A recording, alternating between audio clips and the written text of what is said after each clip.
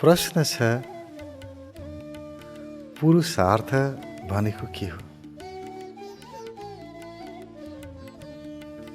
यो त पुरुषार्थ भन्दा त पुरुषहरूको लागि मात्रै भनिएको बुझिन्छ। महिलाहरूको चाहिँ पुरुषार्थ हुन्छ कि हुँदैन? सुन्दर प्रश्न छ। पुरुषार्थको कसले कसरी अर्थ लगाउँछन् त्यो मलाई थाहा भएन। मेरो अर्थ भन्नुहुन्छ भने मेरो बुझाइ, सबैको आफ्नो बुझाइ हुन्छ नि। मेरो बुझाइ के हो भने प्रयासद्वारा जे प्राप्त हुन्छ त्यसलाई पुरुषार्थ भनिन्छ। यानि कि प्रयासद्वारा प्राप्त अर्थ, त्यही हो पुरुषार्थ। दुई प्रकारले अर्थोपार्जन हुन्छ। एउटा प्रयास नगरिकन, मेहनत नगरिकन, श्रम नगरिकन, अर्को श्रम गरेर, मेहनत गरेर आफ्नो शरीर, आफ्नो बुद्धि, आफ्नो ज्ञानलाई प्रयोग गरेर आफ्नै मेहनतको कमाई, चाहे त्यो शारीरिक मेहनत होस्, चाहे त्यो मानसिक मेहनत होस्, आफ्नै मेहनतको कमाई, यो कमाई नै पुरुषार्थ हो। प्रयासद्वारा प्राप्त अर्थ पुरुषार्थ। मैले त यसै गरी बुझ्छु। सबैलाई आफ्नो ढङ्गले बुझ्ने छुट छ। बुझे हुन्छ। र अरू प्रकारले बुझेर के गर्ने र? आफूलाई के काम लाग्छ त्यो हेरौँ। यहाँ महिला पुरुषको कुरै छैन, त्यतापट्टि नजाउँ। मेहनततिर जाउँ, प्रयास गरौँ। आफ्नो प्रयासबाट जे पनि प्राप्त हुन्छ त्यसले हाम्रो जीवनलाई सन्तुष्टितिर लैजान्छ, आनन्दतिर लैजान्छ, भयरहित बनाउँछ, डरबाट मुक्त गराउँछ। तर बिना प्रयास, बिना पुरुषार्थ आएको आर्जनले हामीलाई डरतिर लैजान्छ, भयग्रस्त गराउँछ, अशान्त गराउँछ। मेहनत नगरिकन कमाएको, चाहे त्यो ढाँटेर होस्, छलेर होस्, चोरी होस्, लुटेर होस्, भ्रष्टाचार गरेर होस्, कुनै पनि प्रकारको गैर कानुनी काम गरेर कमाएको कमाइले कमाइ सँगसँगै भय लिएर आउँछ, डर लिएर आउँछ। त्यसकारण त्यस्तो कमाइ नहोस्, आफ्नो मेहनतको कमाइ होस्। र मेहनतको कमाई आफूले प्रयोग गर्यो, आफूलाई जति चाहिन्छ प्रयोग गर्यो, अरू बाँकी जसलाई आवश्यक छ उसको लागि दियो। नसक्ने व्यक्तिहरू, कमजोर व्यक्तिहरू, जोसँग छैन उसको लागि सहयोग गर्यो। यसको मजा कैयौँ गुणा। यति आनन्द आउँछ आफ्नो कमाइ दिनुमा। आफूले कमाएको कमाइले अरू कसैको अनुहारमा मुस्कान आयो, कुनै व्यक्तिको आवश्यकता पुरा भयो, त्यो गदगद भयो, खुसी भयो। ऊ जति खुसी हुन्छ त्योभन्दा हजारौँ गुणा बढी आफूलाई खुसी हुन्छ। ऊ जति तृप्त हुन्छ त्योभन्दा बढी तृप्ति आफूलाई आउँछ। यति कला बुझे हुन्छ। पहिलो कुरा त आफ्नो आर्जन, पुरुषार्थको आर्जन होस्, प्रयासद्वारा प्राप्त आर्जन होस्। दोस्रो कुरा, आफ्नो प्रयोगमा रहेर जे बाँकी बच्छ त्यो अरूको लागि, अरूको सेवामा जाओस्। जम्मा गरेर के गर्नु र? सञ्चय गरेर नि के गर्नु? आखिर मृत्युले सबै कुरा खोसिहाल्छ खरे, कहिल्यै आफ्नो साथमा बस्ने होइन। बरु मृत्यु अगाडि नै आफ्नो हातबाट सदुपयोग गरेर अरूको अनुहारमा मुस्कान लिएर आएर त्यो आनन्द किन प्राप्त नगर्ने? आफ्नो धन त, आफ्नो कमाइ त आफ्नो आनन्दको लागि हो नि। आफ्नो हृदय तृप्त गर्नको लागि, सन्तुष्टिको लागि हो आफ्नो कमाइ। त्यो कमाइले के गर्दा चाहिँ सन्तुष्टि दिन्छ हेरौँ। आफैले कमाइ गरेर आफ्नो कमाइ आफैले खाँदा जति सन्तुष्टि हुन्छ, त्यो आफ्नो कमाइ अरूलाई दिएर उसको मुस्कान हेर्दा त्योभन्दा कम सन्तुष्टि हुन्छ भने नदेऊ। होइन त्योभन्दा हजारौँ गुणा सन्तुष्टि बढ्छ भने किन नदिने? आखिरी त्यो तृप्ति, त्यो सन्तुष्टि नै सबैभन्दा ठुलो कमाइ हो। सन्तोषम परमम सुखम।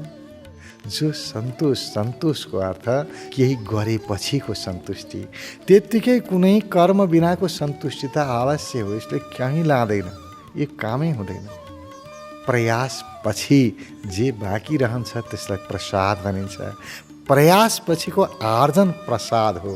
त्यसकारण सन्तुष्टि त्यहाँ लिनुपर्छ जहाँ आफूले कर्म गरेर त्यसको परिणाम जुन आउँछ हो त्यो चाहिँ सन्तुष्टि हो। त्यहाँबाट सन्तोष लिनुपर्छ। त्यो तृप्ति नै जीवनको मूल खोज हो। हरेक व्यक्ति सन्तुष्ट हुन चाहन्छ, तृप्त हुन चाहन्छ, शान्त हुन चाहन्छ, आनन्दित हुन चाहन्छ र यो आनन्द आफ्नो मेहनतको कमाइबाट अरूलाई सुख दिनुमा छ, अरूलाई हँसाउनुमा छ, अरूको पीडा हरण गर्नमा छ। मेरो कमाइले पीडा हरण गरेको नि अरूकोले हो र। मैले कमाएर उसको अनुहारमा मुस्कान ल्याउन सकेँ, वाह गर्व हुन्छ। आफैलाई धाप दिन मन लाग्छ, वाह क्या गरेँ मैले। हो यो हो जीवनको रस, यहाँ छ जीवनको सुख, यहाँ छ सन्तुष्टि। त्यसकारण पुरुषार्थ त्यसैलाई भनिन्छ जसले आफ्नो मेहनतले आफ्नो शारीरिक र मानसिक श्रम खर्च गरेर कमाइ गर्यो र त्यो कमाइबाट अरू धेरै मानिसहरू अथवा जति हुन्छ आफूभन्दा बाहेक 2 जना 4 जना 10 जना जति सकिन्छ ती व्यक्तिको जीवन सुखी बनाउनलाई, सन्तुष्ट बनाउनलाई, उनीहरूको पीडा हरण गर्नको लागि, उनीहरूको आवश्यकता पूर्ति गर्नको लागि जसले खर्च गर्यो त्यसै व्यक्तिलाई, त्यही कर्मलाई पुरुषार्थी कर्म भनिन्छ। पुरुषार्थको अर्थ आय आर्जन गर्नु मात्रै होइन, कमाउनु मात्रै पुरुषार्थ हुँदै होइन। त्यो कमाएको सम्पत्तिलाई सदुपयोग गर्नु चाहिँ सबैभन्दा ठुलो पुरुषार्थ हो। तर हामीहरूमध्ये धेरैजना, अधिकांश मानिसहरूको एउटै हाल छ, कमाउन चाहिँ कमाउने तर सदुपयोग गर्नेतिर हाम्रो ध्यान कहिल्यै जाँदैन। हामी भन्छौँ कमाइ गरौँ अनि राख्दै जाउँ। जति धेरै मसँग भयो, जति जम्मा गरेँ त्यति म चाहिँ ठुलो भएँ भन्ने लाग्छ। कमाउनमा मात्रै ध्यान छ अनि खर्च चाहिँ कहिले गर्ने है? खर्च गर्ने बेलामा मृत्यु आउँछ। जस्ताको तस्तै कमाइ छोडेर मर्नुपर्छ।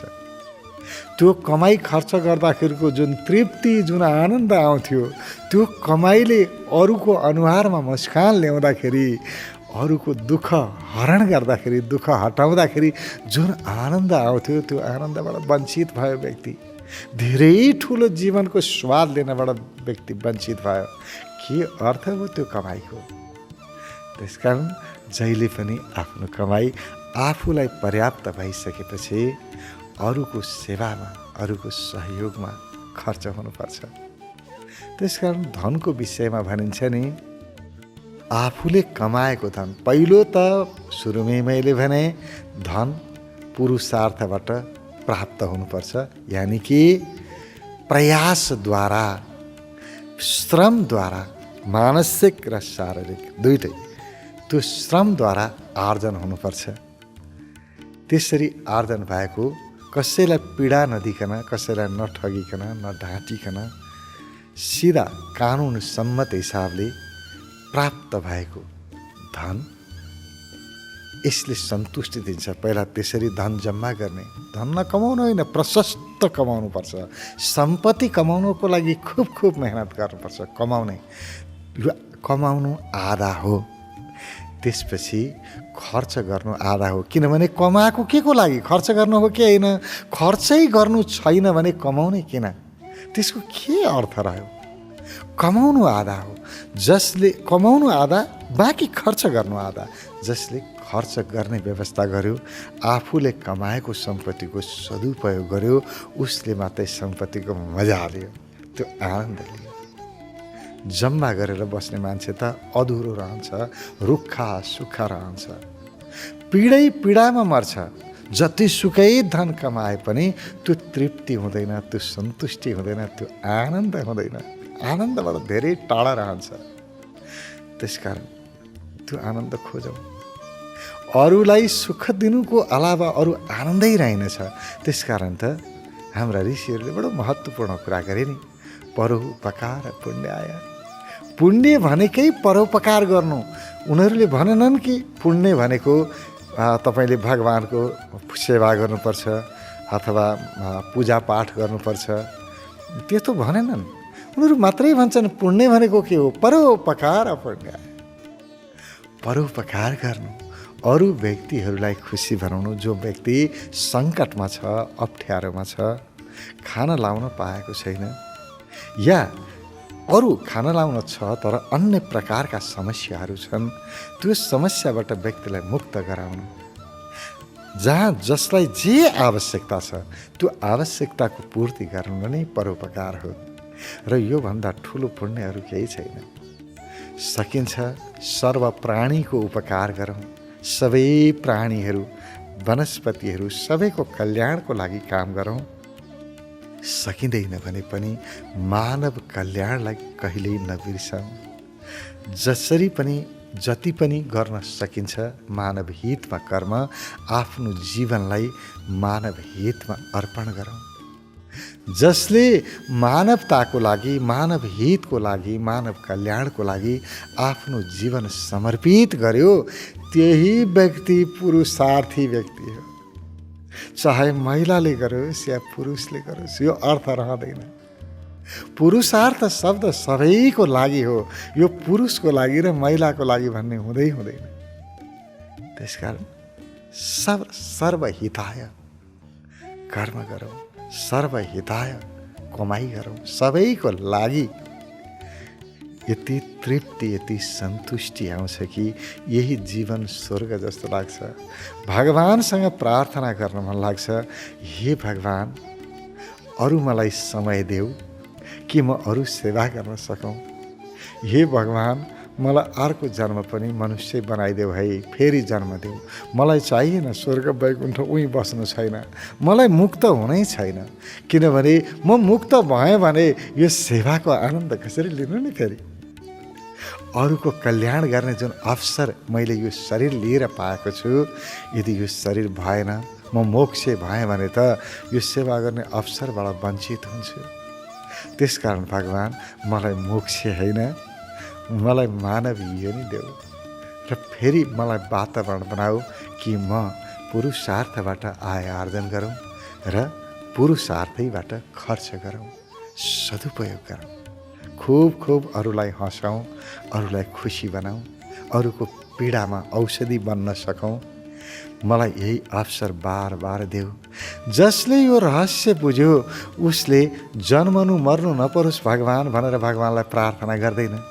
जुन व्यक्तिले यो रहस्य बुझेन, आफ्नो लागि मात्रै गर्यो, जम्मा गरेर मात्रै बस्यो तर अरूलाई दिएन, दिने कला नै जानेन, त्यो व्यक्ति चाहिँ भगवानलाई प्रार्थना गर्छ, हे भगवान यो दुखी संसारमा आउनु नपरोस्, मरेपछि म फेरि जन्मिनु नपरोस्, जन्म मृत्यु दुःख रहेछ, मलाई पार लैजाऊ भगवान भनेर यो स्वार्थी कुरा गर्दैन। यी त अत्यन्तै स्वार्थी व्यक्ति हुन् जसले भन्छन् कि यो मोक्ष देऊ, मलाई जन्म मृत्युबाट मोक्ष दिलाइदेऊ, अर्को पटक यो दुःखदायी संसारमा आउनु नपरोस्। कस्तो रमाइलो है, म चाहिँ आउनु नपरोस्, अरू चाहिँ आउँ, अरू जेसुकै गरून्, अरू मरुन्, म आउनु नपरोस्। कति ठुलो स्वार्थ होला?